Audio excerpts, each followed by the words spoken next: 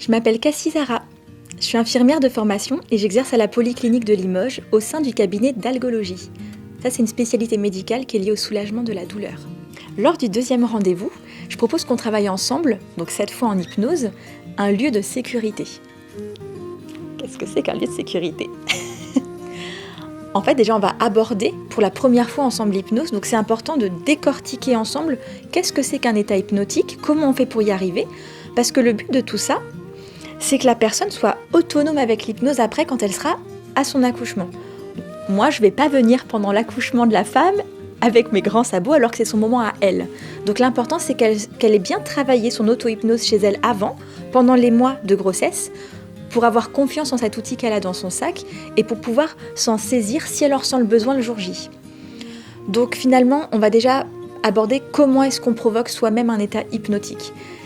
Vous l'avez tous en fait déjà ressenti, ça a dû vous arriver dans des moments par exemple quand on est dans sa voiture, on conduit, et puis à un moment on se dit c'est bizarre, je suis déjà arrivée là, comme si le temps s'était disséminé, s'était raccourci, rallongé, qui s'était transformé un peu en chewing-gum.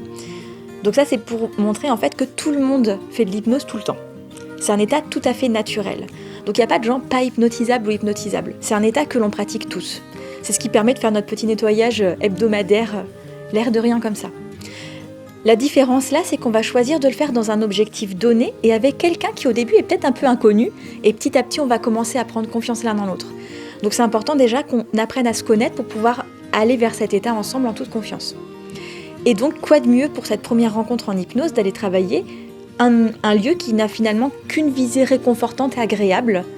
Voilà, même si on abordait au cours de la première séance des petits cailloux dans la chaussure, là c'est justement un moment où on va se mettre dans une bulle rassurante, on va laisser tout le reste bien en dehors pour déjà prendre confiance dans cet état particulier, le provoquer soi-même dans quelque chose qui n'a qu'un objectif sympathique. Le travail que j'ai fait en auto-hypnose avec toi, ça a été justement de pouvoir me comprendre mieux et de travailler des exercices dans les moments où j'allais bien pour me trouver des lieux de sécurité, pour m'apaiser. Et tous ces exercices que j'ai faits, justement, je les ai réutilisés le jour J pour mon troisième accouchement. Et là, au moins, on a des outils en fait pour nous aider à se dire, ok, moi, je sais ce que j'ai besoin et je sais comment je vais faire pour revenir au calme. Et voilà. Et donc, j'ai réussi à accoucher sans péridurale pour le troisième et j'ai vraiment adoré. En fait, j'ai tout ressenti. Enfin, c'était vraiment, vraiment merveilleux. Puis j'étais hyper fière de moi en fait. Enfin, j'avais dépassé toute cette peur en fait de la douleur. Donc c'était vraiment génial.